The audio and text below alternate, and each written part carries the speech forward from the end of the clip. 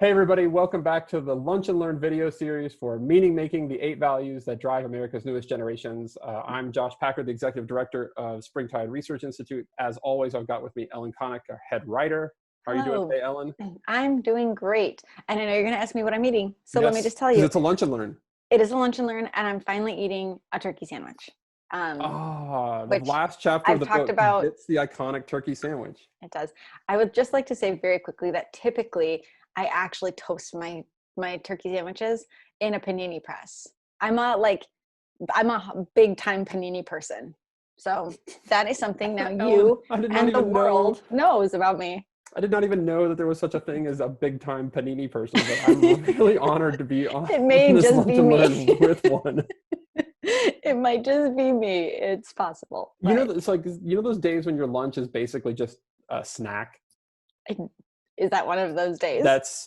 So I have mixed nuts Yes. and an apple and yogurt.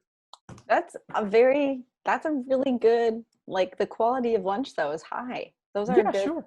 well-rounded snacks. I mean, I'm gonna go You're not eat looking some. for compliments. No, I'm gonna go. I'm definitely gonna go eat like a pack of fruit snacks for my son later. Yeah. But for now, as long as we're being recorded and judged by our food choices, I'm gonna present these things to the good viewers out there. Um, Well, hey, so the book is called Meaning Making. Sure is. The last chapter, we sort of tie up the whole thing with this chapter called Meaningful, Yeah. which is it is both in the title and it's one of these values though, about like young people really wanting, needing, desiring, actively working to live what they kept calling a meaningful life. And this was such Yep. we went back and forth about whether to include this as its own thing or if this is Yeah. just a theme of the book, but young people kept using this term over and over Yes. and over again. When we were doing interviews for other projects, they would say like, I like this organization because it's meaningful. And we asked them to unpack Yep. that. What do they even mean, Ellen? What are we talking about here when we talk about meaningful? So meaningful is like, I think we have to think about it in two ways. And actually this will help explain how it fits into the rest of the book even.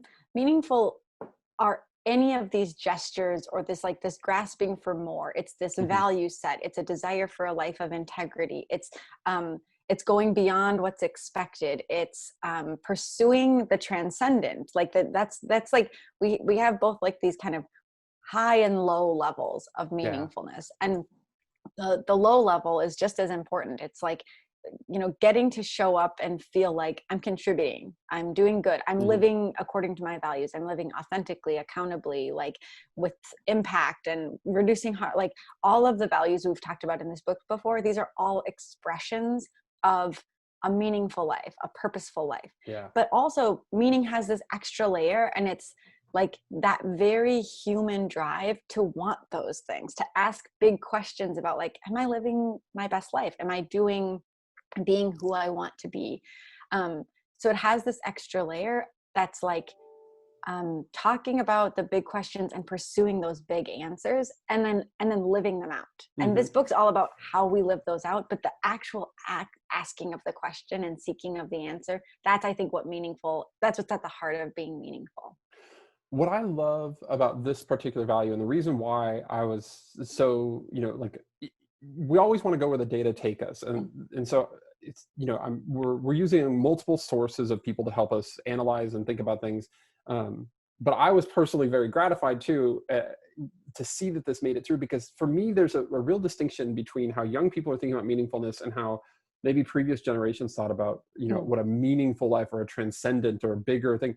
And the difference is this, that before, I think this notion of finding something more or bigger or meaningful was separate from today, right? That it was like, we Yes. got to go on a pilgrimage. Like I need to travel around the world, or like I need to meditate for however long, like that I need to experience something that isn't my everyday. And for young Yeah. people, what they kept telling us was that it's only meaningful if it's embedded in the everyday. Like in I some love ways, that. we have to transform these normal things Mhm. into also being in service of something bigger.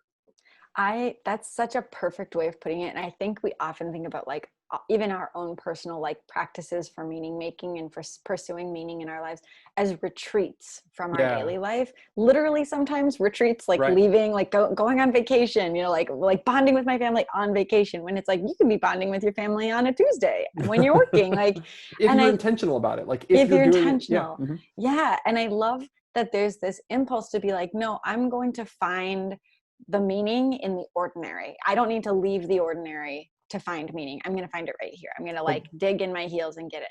Yeah. But we have to be doing the ordinary in slightly different and innovative ways. And that's the key message that I want people to take from today's Lunch and Learn, I think, is this notion that it's not just like doing the same things in the same ways and, yelling at young people like, this is meaningful. You are finding your purpose here. Right. It won't work. But just to give you like one stat here, I'm looking over here because I want to get it right. 65% of our respondents said it is important for organizations they participate in to provide opportunities for them to clarify, articulate, and act on one's personal mission in life. Yeah. So that is not, in other words, not your mission, but their mission. Yep. And they think it's your job, in many cases, in some ways, to help them live that out. And the key to this for me really is all about innovation. And it's innovation in terms of the way that it's rethinking the ways that you interact with young people and how you position yourself, and even how that like relationship works in terms of directionality. Instead of this, like, if I build it, they'll come to me. It's like, where are they and how can we go to them? Yep. And I don't think I know innovation can be a scary word, but I want to be like Tony Robbins for a minute and be like, but you can do this. Like you can do this. And actually, what I think, like, this is the message from young people too. Like, they'll help you do this. Like they are showing up with this value. And this is true for all the values we've talked about in this series so far. Like, this is true because young people already value this. And if you give them an opportunity to lead or participate or contribute and give feedback in your organization, they will say these things. Like, that's what we were asking them. And this is what they said. And I think it can be intimidating, like you said, Josh, to think about like, can my space be a space that facilitates meaning making and helps bring meaning to people's lives, even if I'm like your run-of-the-mill restaurant or something like that. But yes is the answer. Yes is the answer. And I think also, as we kind of shift where we show up for meaning in our lives, and as young people are pushing us to have integrated lives of integrated meaning in every space we show up to, it's going to be more and more institutions' jobs to do this. Like, it is not like Friday night and Saturday morning work anymore to find meaning, or Sunday, like family dinners. That's not the only place they're looking for community or bonding. So I think there's this real charge. It's a serious charge. It's a real challenge, but it's an amazing opportunity. Like, I think it's such an invitation to organizations across the board to be like, this isn't the work I thought I was doing, but I can step up and do this work. I love it. Absolutely. And it would just require rethinking some, a little bit of some of the training maybe that we've had, that people have gotten as they, to get into the roles and positions of leadership that they have right now. I want to, at Springtide, we're all about actionable data. So like the book is chock full of like checklists and how to act on the data and questions to ask yourself. And this Lunch and Learn the same way. I want to take a minute right now and pause and listen to this podcast episode that I recorded with Jacee, because what she's going to do is talk about how, it's a perfect illustration of how you can make meaning out of something that would otherwise be mundane. So she's going to refer to working in a custard shop, and about what her boss does to help that become something bigger and take on more significance. So let's pause here for just a second and we'll be right back. So that there's not this segmentation, in other words, of like, I do religion work at church and I do like personal interest work after work, after my paid work when I'm doing my hobbies, and I do my for pay work over at that organization from 9 to 5, that it's all sort of like blending together. Is that overlap? Like, do you expect that from the places and the kind of choices that you're making, that it's going to allow you to sort of mesh all of those things? Yeah, I do. I think that for me, it kind of feels like I want to be consistent, and I want to be the same person that I am when I'm at home. I want to be that person in every circle that I'm interacting with. And so I would hope that each environment that I'm in allows me to be that person. And I have some control over the environments that I'm in, obviously, because I'm picking school, I'm picking the school that I go to, I'm picking the jobs that I do, and I'm picking and choosing my friends. And so like those environments, I would hope that I would be consistently me in each one of them. And so in order for that to happen, the environment needs to have some sort of the same values that I am seeking out in each. Does that make sense? Yeah. Yeah, that makes total sense. The if I'm starting up, say, let me back up and say, you have a clear interest with kids, with young kids, and working with them in a variety of settings. But you could do that at any number of places. And especially after you get your master's degree, you're going to be in high demand. So like, how does an organization win you and get Jacee to say like, oh, I'm going to apply there, and I'm going to really try and get that job? What do they have to do to try and get you to apply with them? Can I share a story of a job that I currently have? Perfect. That'd be great. Yeah. So the frozen custard place that I work at, not only does it serve amazing custard, and if you live in the Kansas City area, you should come and get some because it's so good. But it's not ice cream. It's not ice cream. It is not ice cream. Frozen custard. Frozen custard. Yes. They also have, my manager at the location that I work at, he works alongside of us. So he's, there on several shifts that I've worked, not every shift, but he's there, most of the time. And he comes in every day, and not only is he working alongside of us, he's making treats, he's restocking toppings, he's waiting on customers, he's cleaning, he's doing all the things that we're doing alongside of us, but he's also really intentional about having a conversation with each person that's working on the shift. And so he'll, at some point, it may just be like a 30-minute conversation or a 2-minute conversation because it's really busy. But he, at some point throughout the shift, will talk to each person. And not only is it just like a hi, how are you conversation, he will remember something about what's going on in your life outside of work, or he'll pull something from another conversation. And that, as an employee, means so much to me because he's seeing me as a person first before he sees me as an employee. And I just feel like that is so valuable, and it motivates all of the employees to work harder because, there's this leader that's coming in and setting an example for this connection. And that just like gives the whole shift energy and drives each one of us to be more positive and have a bigger smile, or be more friendly, or try a little harder. And I just think that what he brings to the environment when he is intentional like that is something really valuable, and something that I will definitely look for whenever I move on. Just to be seen and known as an individual and as a person before I'm viewed as an employee. It makes something like scooping custard bigger than just like giving dessert to people. Yes. Right. If that's not the definition of being meaningful, then I don't know what is. That's such a poignant, small, little, but important example of a way that you could do that on today. Like everybody can do that, right? Yeah. Maybe it's harder for some people to sit and listen if they're not inclined to do that, but you can do it. Everybody can listen. I love that illustration from Jacee. It's, she has these aspirations that go obviously way beyond custard. She wants to work with kids. She's doing all this work and has already done all this work. In fact, at one point in the podcast, she's telling me that she really desires to live a meaningful life. And then she lists off all the things that she's been doing in service towards others. And I'm just like, well, you're already doing that, right? Yeah, you're doing it. So that's something.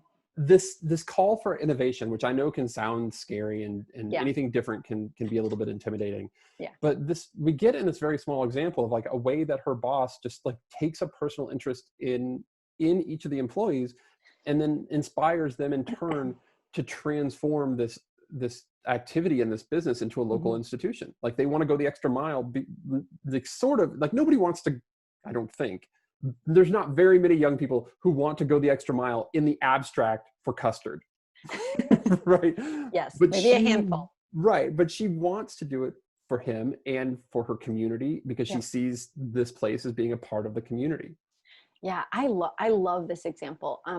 I think that it's such a small and concrete thing, and the word that comes to mind to me is just presence. Like Yeah. presence being like such a core part of how meaning can be and is often constructed or created or discovered. And I think actually this underscores how relational a lot of the values in this book are. Maybe all of them. Like I can't think of one that isn't embedded in the way we relate to each other, the impacts we have on each other, the standards we hold each other up to, the nature of our interactions. And this is such a great example because it's not like I'm retreating off by myself away from the world, but actually it happens right there in the space of relationships that this meaning is really, really embodied and encouraged. I love it. Yeah. And, the sociologists who study religion for a long time have made this distinction between, it's fundamental to the entire field, between the sacred and the profane. And the profane didn't mean necessarily something bad. It just meant the everyday, what is often referred to now as the mundane. And I think what we see in this value and wrapping up a lot of the others is that like the lines between those things, young people are increasingly wanting them to be blurred. Like the organizations that they're drawn to, the people that they want to follow are the ones that allow the otherwise mundane things to become sacred, but only when they're done in the right way. So like, we get back to that statistic, 65% of respondents say that it's important that the organizations help them to clarify, articulate, and act on one's personal mission in life. Well, you can't do that if you don't know what somebody's personal mission in life is, right? So the simple act of like having a conversation, which might be this mundane thing, takes on these sacred proportions, because they are the gateway into providing, an outlet for more meaningfulness in somebody's life. Completely. I think it's really exciting. I'm genuinely like, these values that Springtide, like every other organization, is being held up to. Like this is the standard, and these are the values we have to try to embody and embrace. And I'm excited about it. Like it's hard work, but I think this is going to be such a beautiful world if we all take seriously these charges. This is such an exciting thing to be a part of. Even if we know we're going to have to roll up our sleeves and kind of work hard, I'm in for it. Yeah, and I think it's worth being in for. That's not only can it be done, but you're right. Like it should be done. Yeah. Well, Ellen, thanks. All of these Lunch and Learns have been fantastic. You can find the book on our website at springtideresearch.org. Follow us on social media at We Are Springtide. I encourage, obviously I think all of these are worth watching, but find one, if this is your first one, I would say find some others that seem to resonate with your organization and start with those. There's no reason they have to go in order. And we've got more resources for you on our blog and in our newsletter for sure. Yeah. Thanks again, Ellen. This has been great. I know. Maybe, even though the book is over, we just keep hanging out for a re-lunch. Yeah, we'll just keep having lunch. We'll just keep. It's going to be great. All right. Thanks everybody for tuning in. Well, we'll see. Okay. Bye, everybody. Bye.